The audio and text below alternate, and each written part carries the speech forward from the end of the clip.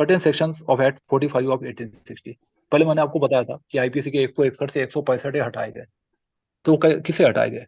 वो इससे हटाए गए, लेकिन अब हटा दिया तो मेन एक्ट में इनकॉर्पोरेट हो गया, तो इसलिए फिर उसको यहाँ से भी हटा दिया गया। तो ऑलरेडी चूंकि पीटीए पास हो ही गया है, तो अब आईपीसी में वो रखने की जरूरत नहीं, तो 161 से 165 ए को हटा दिया गया, और उस सेक्शन को भी बाद में इसमें 31 को भी इसमें से हटा दिया गया।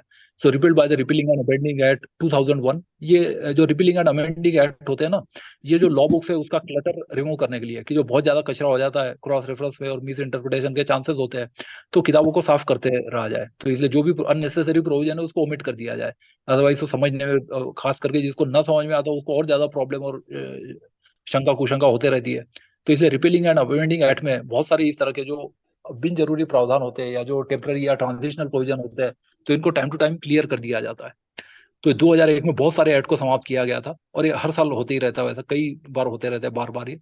तो ये रिपीलिंग एंड अमेंडिंग एक्ट 2001 में ये इसको भी हटा दिया गया 31 को। एंड द फर्स्ट शेड्यूल, तो इसका जो पहला शेड्यूल था उसको भी हटा दिया गया।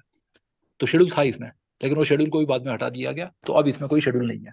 तो इस तरह से ये पीसीए को, जी अब इसमें हम प्रश्न वगैरह जी पर जी। आ सकते हैं। Sir yes. यहाँ पे सबसे पहले आशीष नारायण सर हमने नमस्कार रखा था। यस।